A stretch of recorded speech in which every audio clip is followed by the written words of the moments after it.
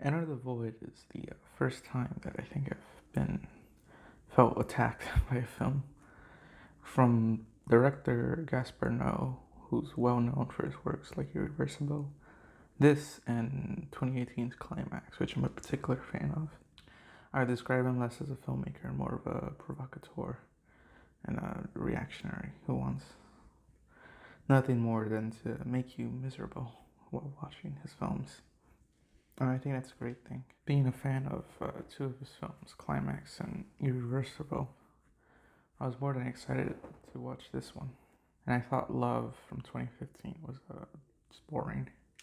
And I had more fun looking at the background and the posters. This is a more intriguing experience. Basically, the plot is that there's this American drug dealer living in Japan, along with his sister. After a bust gone wrong, he gets killed, and we basically see his life events before and after the death of our main character.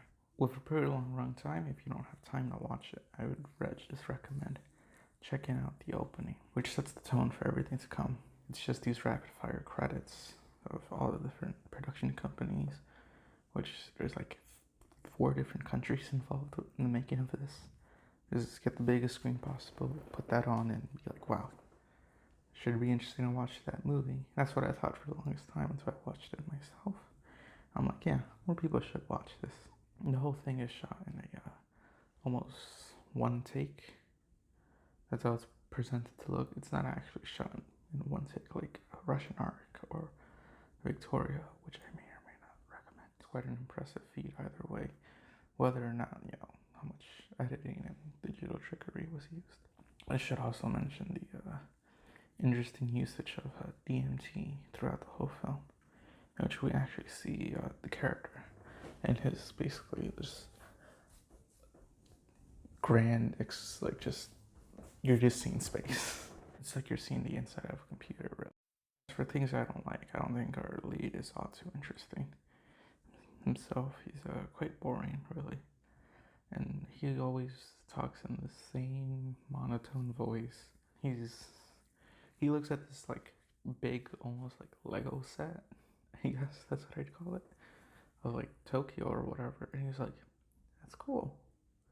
But he reacts to the same thing as anything. He would go up to someone and be like, you got any of, this drug, whatever. I mean, like, you reacted the same way you saw that awesome Lego set that took a whole room of, Japan. And he's like, yeah, final like 20 minutes could turn some people off. No pun intended.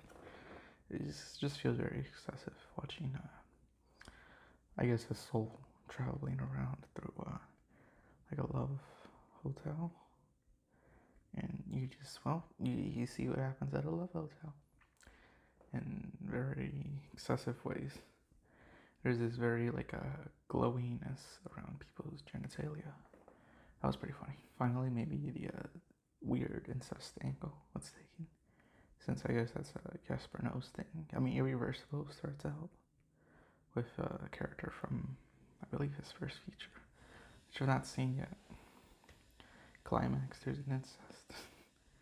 That's like literally the final like payoff of that whole movie. Yeah, that's his thing. Tarantino, he likes feet.